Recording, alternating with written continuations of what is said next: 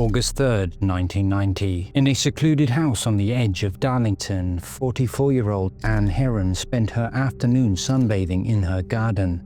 By 6 p.m., she was lying face down on her living room carpet, her throat slashed, bikini bottoms removed, and no sign of a struggle. No forced entry, no witnesses, no answers. In the decades since, police have chased lovers, killers, and strangers, even charging her own husband, but no one has ever been convicted. Was Ann killed by someone she trusted, or a passing predator who saw an opportunity in the blazing summer heat? This is the story of a murder that has haunted Darlington for more than 30 years, and the questions that still demand answers.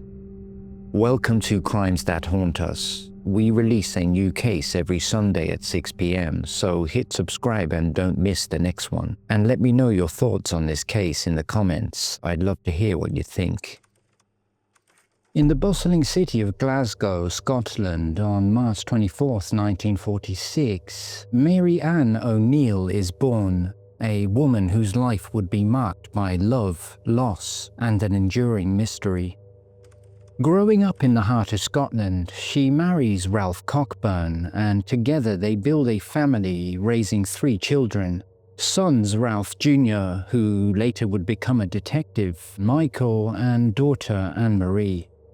But as Anne's life takes her far from her Scottish roots, her children remain behind, tethered to their homeland, while Anne embarks on a new chapter in Darlington, England, a chapter that would end in tragedy.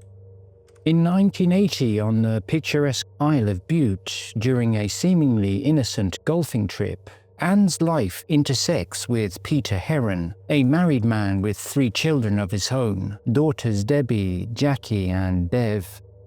Both Anne and Peter are entangled in long marriages, Anne's to Ralph Cockburn spanning 15 years, Peter's to his first wife enduring 20 years. Yet sparks fly, igniting a clandestine affair that would reshape their lives and set the stage for a haunting mystery. By 1982, Anne and Peter made a decision. Defying convention, Anne and Peter divorced their spouses and marry each other in Darlington, County Durham. They settle into Aeolian House, an affluent yet isolated residence on the outskirts of town, perched just off the busy A67 road. The house is shared by Anne, Peter, and Peter's 3 daughters from his first marriage. Peter thrives as a company director at GE Stiller's transport depot in nearby Middleton, St. George, while Anne takes a part-time role as a nurse and care assistant at Trees Park Village residential home.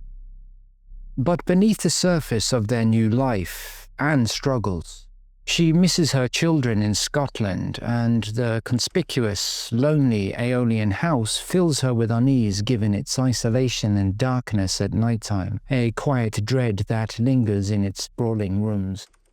On the 3rd of August 1990, at around 10 a.m., on the hottest day of the year with temperatures soaring to nearly 100 degrees Fahrenheit during a record-breaking UK heatwave, Ann Heron steps out into Darlington town centre. Accompanied by her friend Dawn Perry, she shops for a gift for her stepdaughter Diane's up-and-coming 18th birthday celebration. The sun blazes overhead as Anne returns to Aeolian House around lunchtime, unaware that these are her final hours. At around 1 p.m, as was his routine, Peter Heron returns home from work at GE Stiller Transport. He and Anne share a light lunch, a moment of normalcy in their isolated home. A little before 2 p.m, Peter departs, leaving Anne alone. She mentions to him her plan to sunbathe in the garden, seeking solace under the relentless sun. At 2:40 p.m, the phone rings at Aeolian House. Anne's friend Sheila Eagle is on the line, finalizing plans for a night out that evening at 7 p.m. Anne's voice is bright, happy and cheerful as she confirms she'll spend the afternoon sunbathing in her bikini, soaking up the sweltering day. It's a fleeting moment of joy, captured in a conversation that will soon haunt Sheila's memory.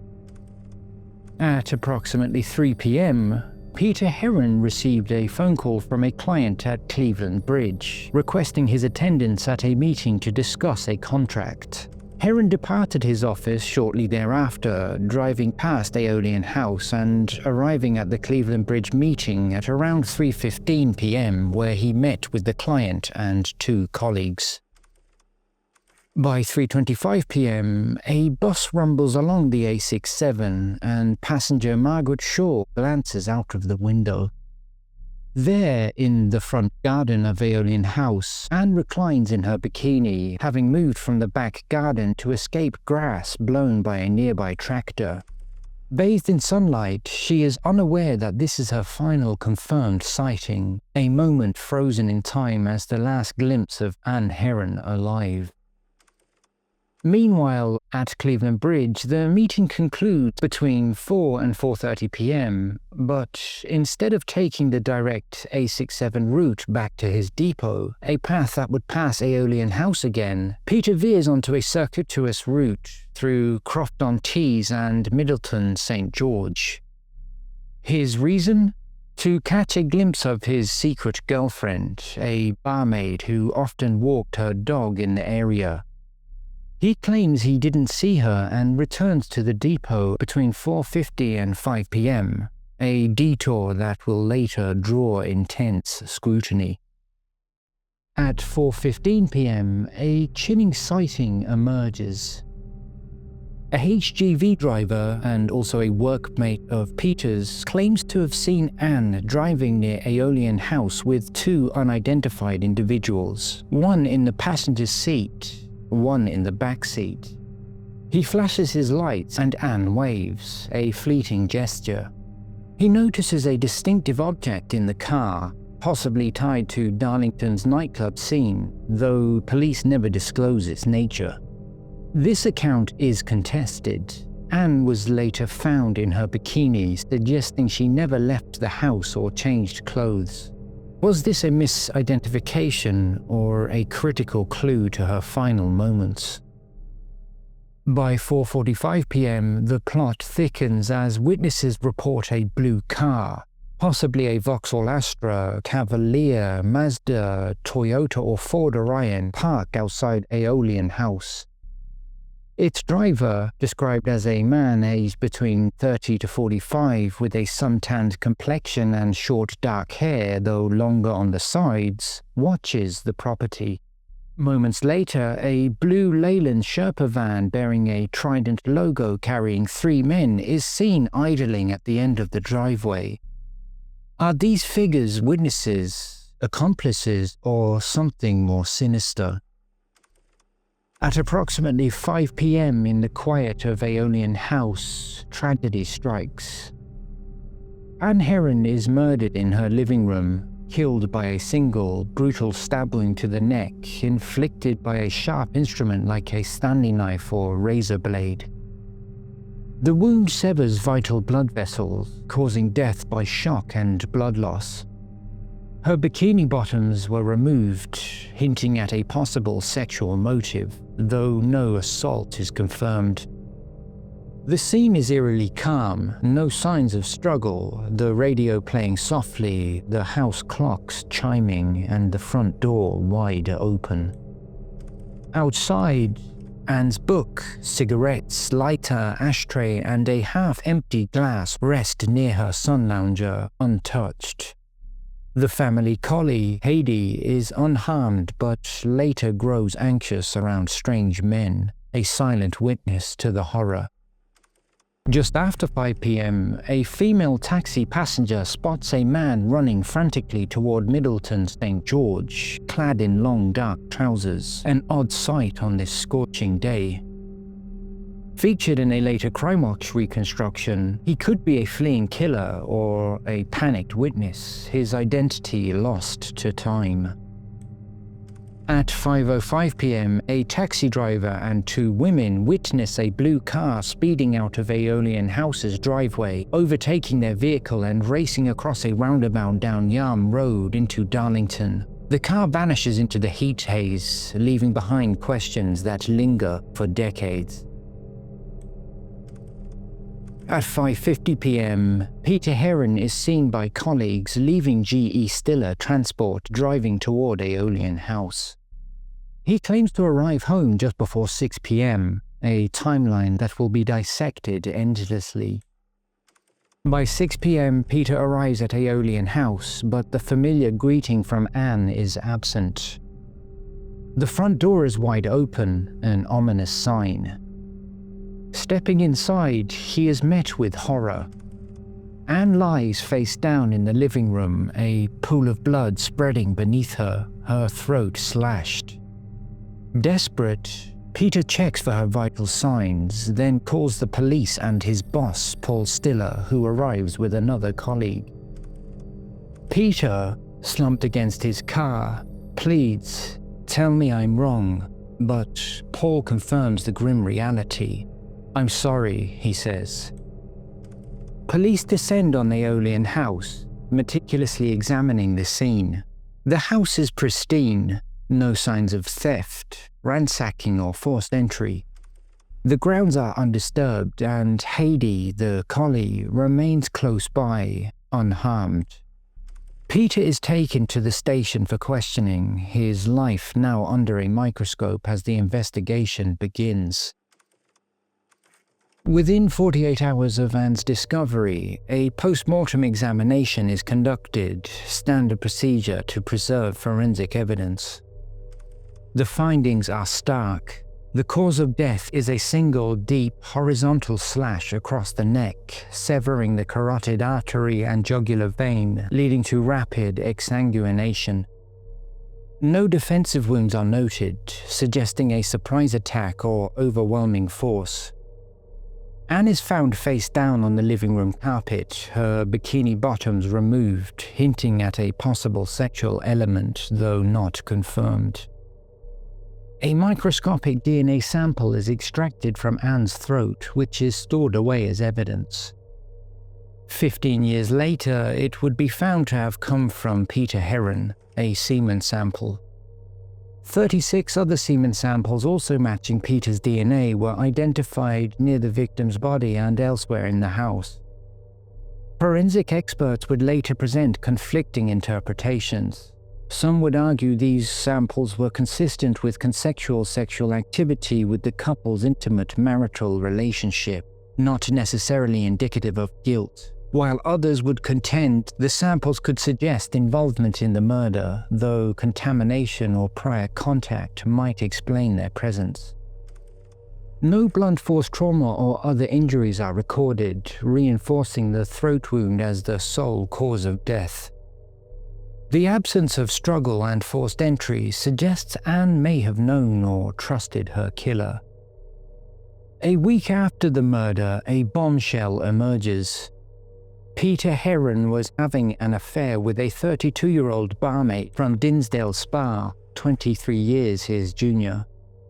The affair, brief but scandalous, began before Ann's death and comes to light as police probe Peter's detour through Croft-on-Tees and Middleton St. George on August 3rd. He admits taking the longer route to catch a glimpse of the barmaid who regularly walked her dog in the area, a decision that raises eyebrows. The 10-month affair fuels speculation of jealousy or marital discord as a motive, amplified by the statistic that nearly 50% of UK female homicides in the era involved either intimate partners or ex-partners. Yet investigators, including Detective Superintendent Keith Reedman, downplay its significance, with one officer calling it short and just a stupid thing. Being a bad husband, they insist, doesn't necessarily make Peter a murderer. Still, the revelation casts a long shadow, with Ann's stepdaughter Debbie Simpson later decrying the police's fixation on Peter as a distraction from other leads. In October 1990, the case grips the nation as BBC's Crimewatch airs a reconstruction, spotlighting the blue car seen near Aeolian House, the Leyland Sherpa van with 3 men, and the mysterious running man in long trousers. Police track 3,500 blue car owners, considering models like the Vauxhall Astra, Cavalier, Mazda, Toyota or Ford Orion, but the vehicle and its suntan driver, aged between 30 to 45, remain elusive. No photo fit is produced due to vague descriptions.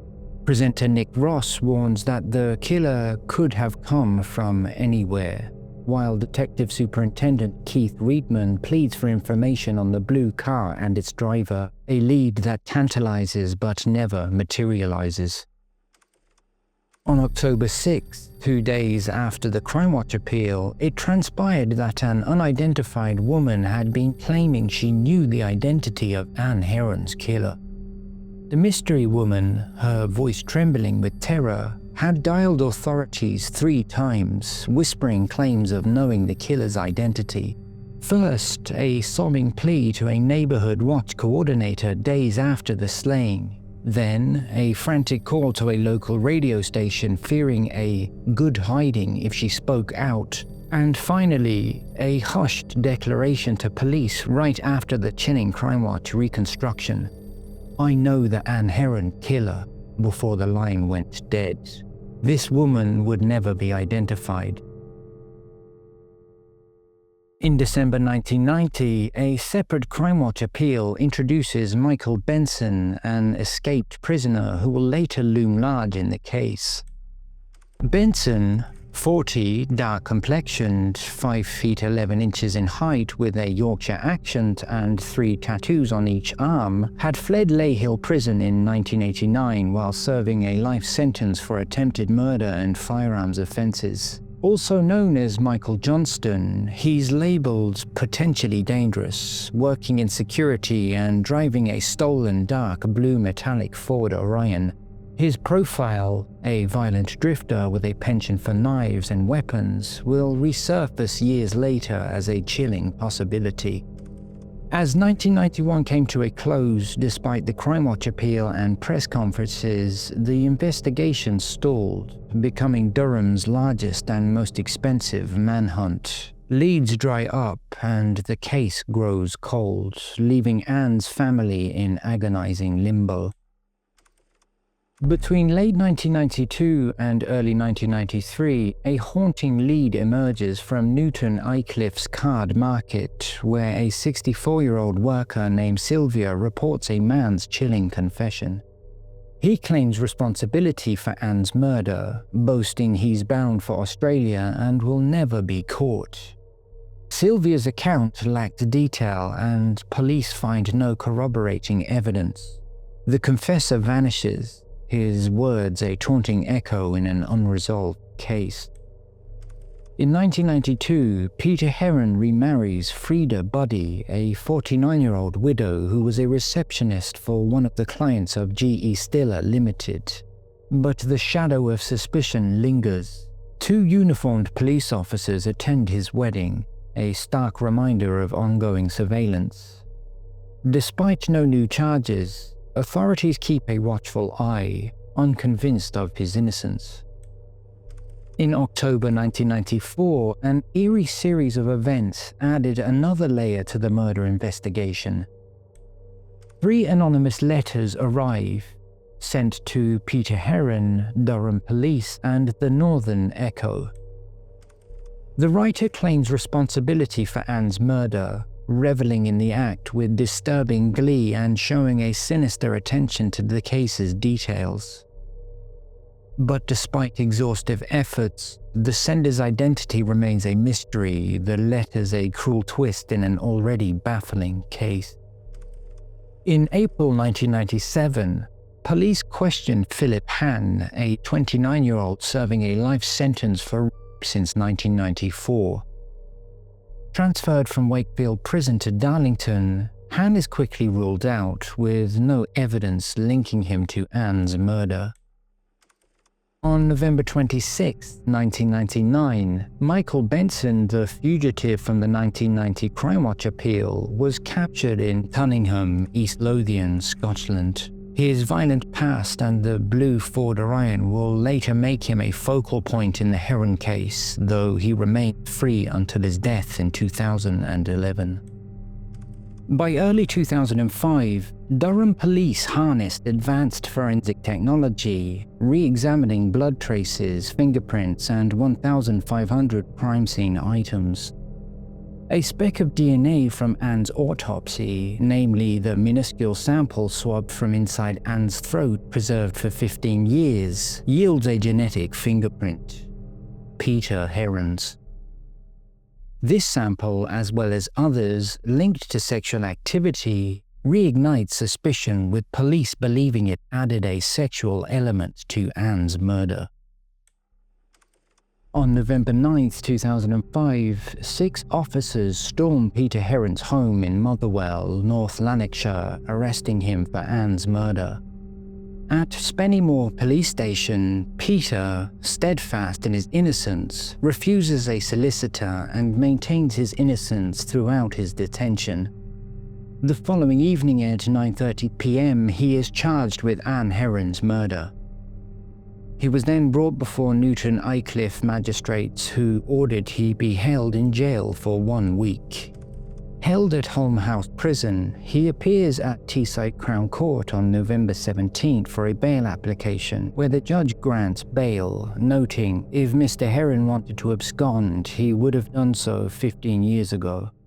Peter Heron was given a number of strict bail conditions and was required to sign on daily at a local police station. But by February 2006, after 12 weeks of police bail, there was a knock at Peter's door.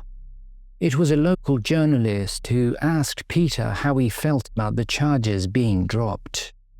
This was the first time Peter Heron had heard about this development. The police had seemingly tipped off the journalist instead of informing Mr. Heron first. The Crown Prosecution Service had abruptly halted the proceedings, deeming the case untenable after securing fresh expert opinions on the scientific forensic material. These specialists scrutinized the DNA evidence and concluded it fell short of proving guilt beyond reasonable doubt, as the semen could plausibly result from the consensual relations between the spouses earlier that day in their shared home, lacking corroboration from other physical traces, witnesses, or signs of struggle to elevate it to conclusive proof of murder. An eminent barrister reviewing the totality advised the CPS discontinuation, consigning the Ann Heron slaying back to the realm of unsolved enigmas.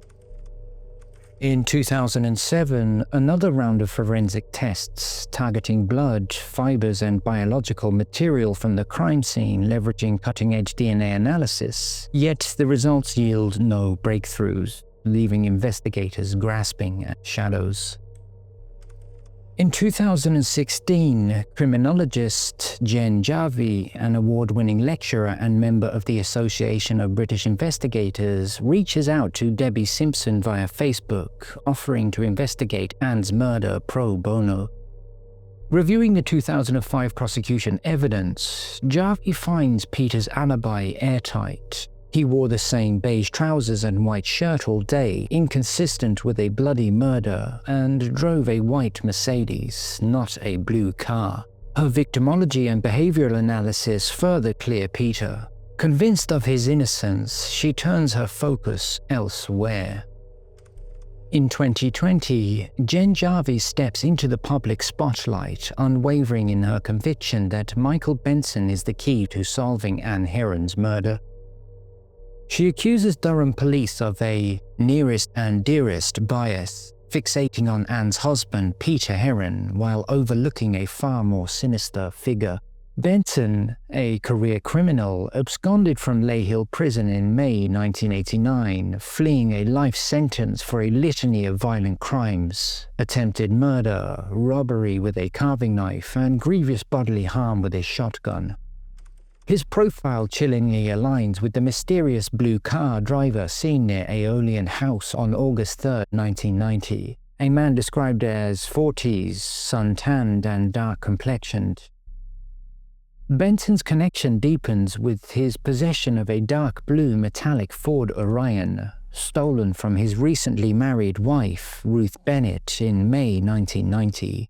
This vehicle matches the description of the car spotted speeding from Aeolian House, a haunting detail that refuses to fade. On July 18, 1990, just 2 weeks before Ann's murder, a chilling incident unfolded 25 miles away near Prebends Bridge by the River Wear in Durham. A man accosted 8 women on a footpath, grabbing them and brandishing a knife, demanding money. When they handed over £35 in cash, he fled into the night. The attacker's description: 30, 5'9", stocky with dark brown brushed back hair and a suntanned complexion, bears a striking resemblance to Benson, who stood at 5'11" but shared uncanny similarities. Benson's movements add weight to her theory.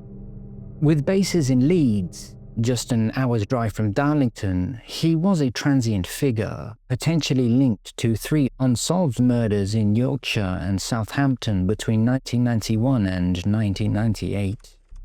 Jarvie hypothesizes that after leaving his wife in Southampton, Benson headed north to Leeds, prowling in his stolen blue Ford Orion for opportunities.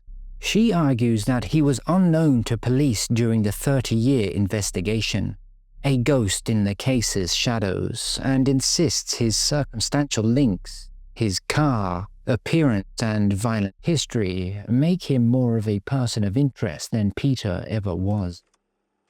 In May 2022, the haunting case of Ann Heron's murder grips the nation once more as Channel 5 airs The Mysterious Murder of Ann Heron, a documentary that peels back the layers of a 32-year-old unsolved crime. The spotlight falls on Peter Heron, Ann's husband, who remains a suspect in the eyes of Durham police. Featuring in the documentary, Peter stands resolute, his voice steady as he proclaims his innocence and pleads for the true killer to be brought to justice. His words resonate with a desperate hope to clear his name and end the decades-long shadow cast over his life. Criminologist Jen Jarvie, a relentless advocate for truth, takes center stage, boldly asserting that police should be looking at Michael Benson, a violent fugitive whose dark past aligns chillingly with the crime, and a psychiatric report that paints him as manipulative and psychopathic. Jarvie unveils a bombshell, a sworn statement from an unnamed prisoner who served time with Benson after his 1999 rearrest. The prisoner had bragged about using a Stanley knife in an assault, sparking Benson's curiosity. The prisoner claimed Benson chillingly recounted his own crime, a botched robbery in Darlington where he killed a lone woman in her home. The parallels to Ann's murder, a single fatal throat wound with a sharp blade, are impossible to ignore, sending shivers through the documentary's narrative. The film also exposes tensions behind the investigation.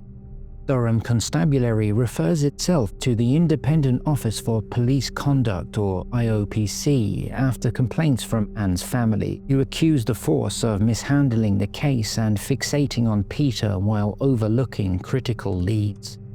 Yet in a stunning rebuke to Jarvie's theory, Durham police firmly eliminate Michael Benson as a suspect, declaring he is not and never has been a suspect, and was likely abroad at the time of the murder. Their dismissal, however, does little to quell the growing suspicion that a dangerous predator may have slipped through their grasp. In a 33rd anniversary appeal, Ann's son, Ralph Cockburn, a former detective, makes a heartfelt plea for information. Haunted by the fact that in all of the murder cases he was involved with, his mother's case remains unsolved, a personal and professional wound. August 3, 2025, on the 35th anniversary, Durham Police, led by Detective Superintendent Craig Rudd, launch a fresh appeal, leveraging forensic advances and urging witnesses to come forward, insisting it's never too late. The unsolved murder of Ann Heron on August 3, 1990 has spawned a labyrinth of theories and suspects, each weaving a tale of suspicion, doubt, and elusive truth. Peter Heron is the killer.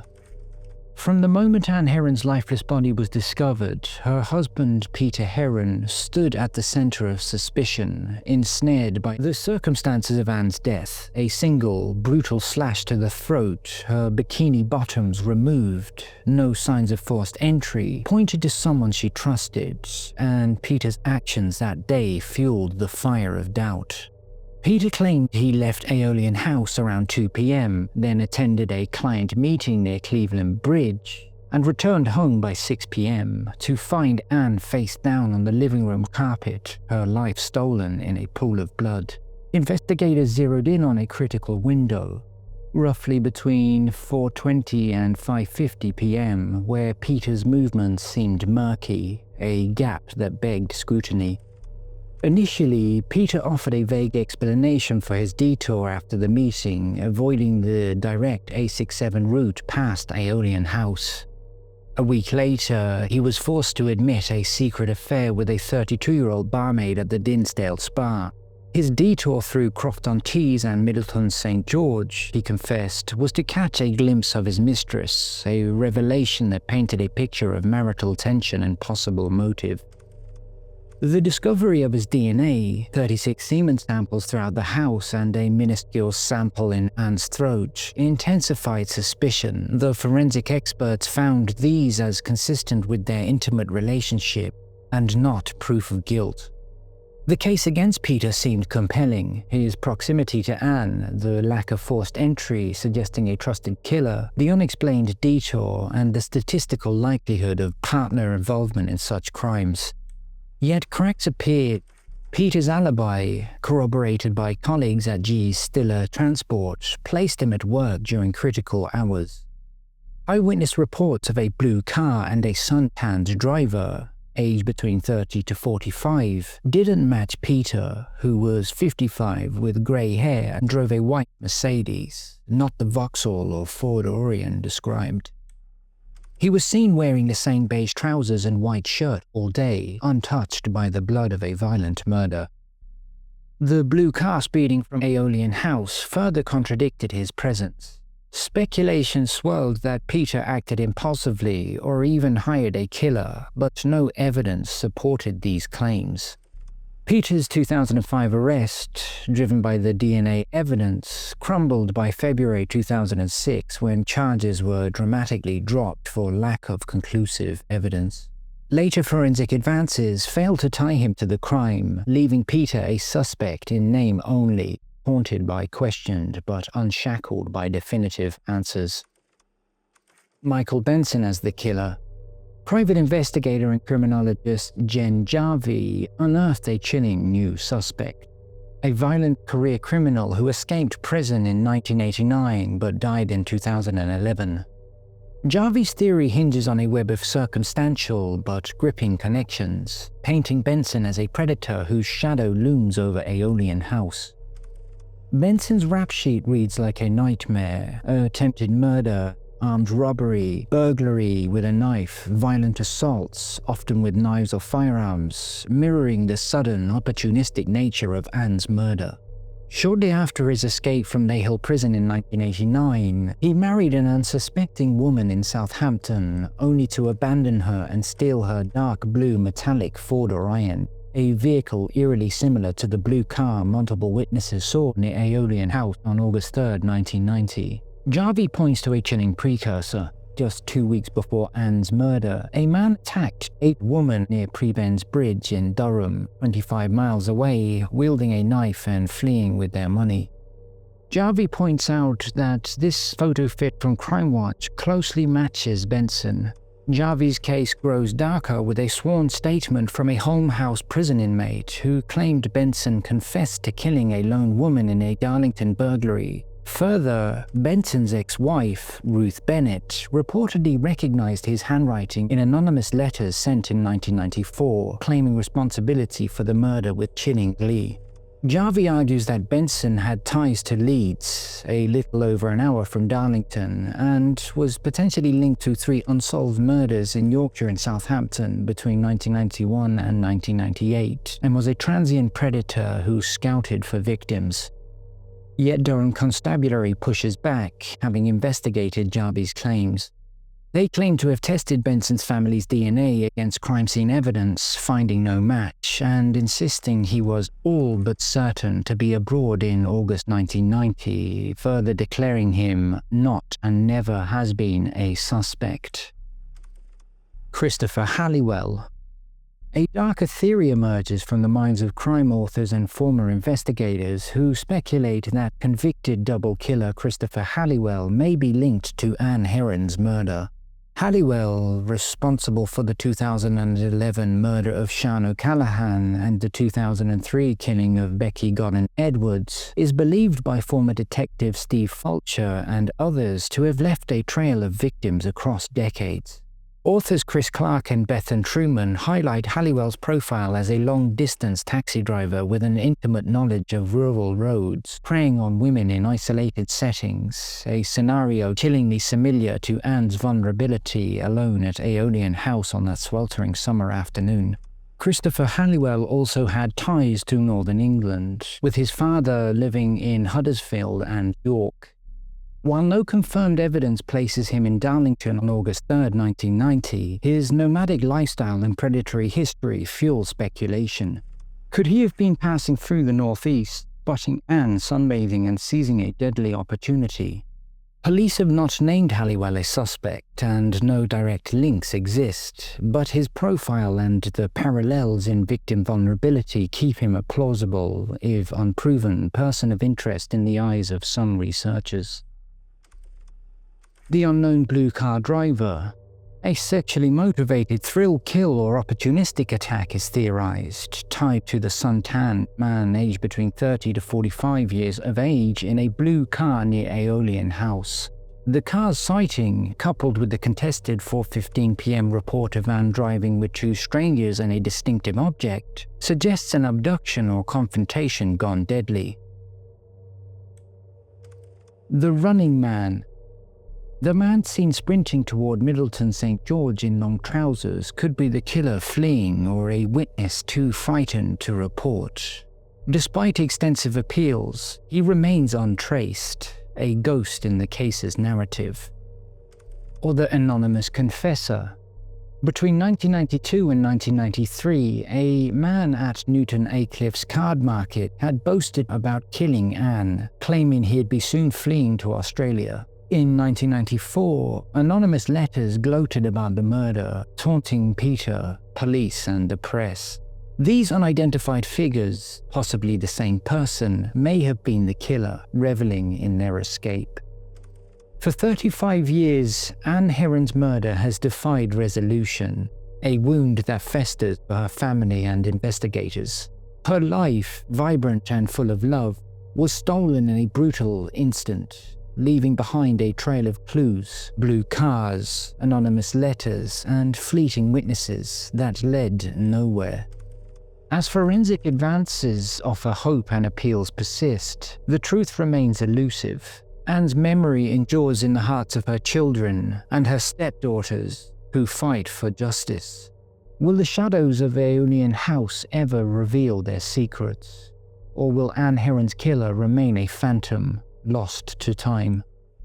Thank you for watching and listening to Ann's story. Please feel free to add your own comments, thoughts, and theories down below, and we'll see you next time.